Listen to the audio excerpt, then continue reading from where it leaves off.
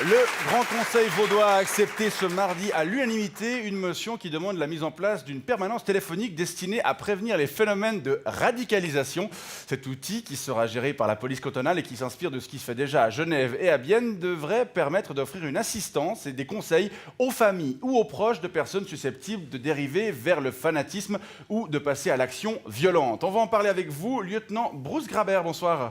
Oui, bonsoir. Vous travaillez à la police cantonale vaudoise. En effet. Et c'est vous qui allez être chargé de superviser la mise en place de cette permanence. En effet, une permanence qui, dans notre jargon, s'appelle une helpline, de l'anglais L qui veut dire appeler, et plane qui veut dire avion. Une helpline, donc, qui entend prévenir les phénomènes de radicalisation. Oui, alors, j'aimerais vite préciser tout de suite qu'il ne s'agit pas des phénomènes qui consisteraient à devenir radical, autrement dit, à devenir membre du parti radical,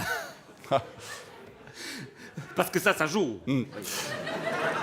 Comment ce nouveau service va fonctionner? Alors, tout d'abord, il conviendra de vérifier que l'appelant, respectivement l'appelante, n'est pas un imposteur, respectivement une impostière.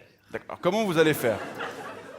On sait que les parents de candidats au djihad ont tous plus que l'âge de 40 années d'âge. Oui. C'est logique, c'est biologique, c'est lié à la gestation humaine. 100 ans. Il s'avère donc que si l'appelant est plus jeune que 40 ans... Ça, on l'entend à la voix. Enfin, on se dit- Non, On lui demande. ils ont des trucs. Ah ouais. Ah, ils ont des trucs, vous vous rendez pas compte, ils achètent sur Internet des brouilleurs D'accord. pour vieillir leur voix. Ouais, d'accord. C'est numérique. Bon, bah, si c'est le S'il cas, est plus jeune, d'abord il faut dire ça, Ouais. ça risque d'être un plaisantin. un canular, ouais. Un canular de plaisanterie qui peut nous faire perdre du temps alors qu'on en a déjà si peu. Il faut absolument lutter la contre. Oui, on Et est- donc, chaque appel à la helpline commencera par déterminer l'âge de l'appelant, respectivement de l'appelante, très à bien. travers une série de questions. Lesquels? Par exemple, pouvez-vous me citer 3 conseillers fédéraux qui ont siégé au Conseil fédéral entre 1970 et 1990? Vous avez une réponse? Négatif? Oh! M'avait bien dit, Modesto, que vous étiez un fouille merde. Mais quoi? Non, négatif, en revanche. Mais pourquoi? Mais parce que j'ai moins de 37 ans, monsieur. De Et 40 donc- ans, et moins de donc- 40 ans. Vous avez moins de 40 ans. Non, vous avez... j'ai moins de 37 ans, j'ai 36 ans. Ah. Et donc j'ai moins de 40 ans. Oui, on est d'accord. Donc je ne peux pas être un Donc papa vous n'avez ou pas la maman, réponse. de djihadiste. Voilà. Qui plus est. Vous n'avez pas les noms des conseillers fédéraux, puisque vous avez moins de 40 ans. Exactement, de cette époque. Oui. Après, plus tard, certainement. Mais je ne vais pas vous dire Non. lesquels. Non, non. Parce que sinon l'émission finit après la finale de la C'est ça. Londance. Tout à fait. Donc, On attend impatiemment. d'accord. Donc, les collègues... Si. Oui. J'ai perdu le fil. Non, il n'y a pas de problème. Les collègues Voilà, de votre je vous âge... rassure, Les pour collègues revenir. de votre âge... Oui, les collègues de eux, mon... Oui, non, mais c'est bon, j'ai aussi le texte. Les collègues de mon âge. Je vous rassure, les collègues de mon âge, qui donc ne seraient pas en mesure d'avoir les noms des conseillers fédéraux, seront équipés d'une liste, un listing avec tous les noms des conseillers fédéraux de l'époque pour vérifier les réponses de l'appelant, respectivement de de l'appelante. l'appelante. Et des noms d'ailleurs qui sont assez difficiles pour la plupart à prononcer, étant donné que, en général, ils sont allemands, voire plus loin. Et alors, imaginons que ce n'est pas un imposteur qui vous appelle. Alors, on passe à l'étape tout de suite du triage, avec les fameuses 3 questions élaborées par l'adjudant Guiringhelli. Première question, avez-vous des soupçons de candidature au djihad à l'envers de votre proche? Deuxième question, avez-vous des preuves de candidature au djihad à l'envers de votre proche? Et troisième question, votre proche est-il passé à l'action? D'accord. Alors, en cas de soupçon pour notre proche, tout d'abord, qu'est-ce que vous faites? Alors, on demande à la personne, l'individu qui nous appelle, quels sont les indices qui corroborent ses soupçons. Par exemple, la présence d'une barbe sur l'individu. Une barbe, ouais. Donc l'individu, pas celui qui appelle, Non, celui qui est c'est soupçonné le d'avoir... proche Oui, voilà, on s'entend. du proche, Et ouais. dans le cas présent, on conseille à l'appelant de consulter un magazine de mode masculin et de comparer pour voir si les soupçons se corroborent. Et bien souvent, ils s'éteignent, et ainsi de suite. Il s'éteigne.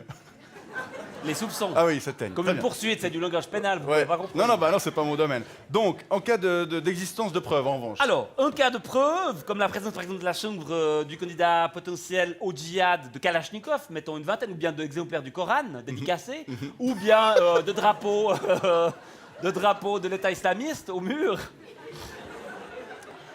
qui sont donc des preuves potentielles de candidature. Tout à Alors là, fait. on envoie immédiatement, on n'attend pas, Mhm. un fascicule didactique avec dedans des trucs à dire au candidat potentiel au djihad pour le convaincre de changer d'avis. D'accord. Par exemple, on lui explique, c'est écrit dans le fascicule, que le Coran est beaucoup moins précis que la Bible, au niveau historique seulement, hein, juge pas les valeurs. Non. Surtout. On lui explique aussi que, par exemple, s'il passe à l'acte, notamment en faisant un attentat suicide, eh bien, il mettra vraisemblablement en danger très sérieusement la suite de ses études, et ainsi de suite.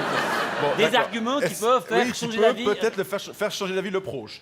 Exactement. Si le candidat est passé à l'action. Alors, ça dépend s'il est parti en Syrie. Oui. Donc je parle du pays, hein, Oui. pas l'établissement de coupe de bois qui s'écrit pareil. Donc Oui, je oui, pense bah, bien sûr. que, On peut se tromper. on peut se tromper Oui. et inverser. Voilà. Donc, S'il est parti en Syrie, Syrie. alors là on met l'appelant immédiatement en contact avec un agent de voyage Oui. qui organisera une expédition en Syrie avec le proche pour aller récupérer son L'autre, proche. ouais. Et on lui remet aussi pour dans l'avion le fascicule, comme ça il peut convaincre le proche. Il peut le préparer Il peut à se bien rentrer au préparer pays, à à être lui- apte à de nouveau réintégrer la société. développer un argumentaire. Ouais, très bien.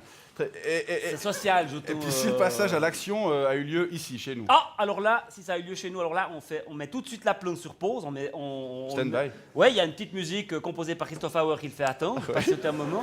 Et là, on appelle immédiatement le 117. Ah, on D'accord. plaisante pas que le terrorisme Non, à la Mais, Polkant. mais pourquoi, Monsieur Grabert, on n'appellerait Lieutenant, pardon. lieutenant, ouais.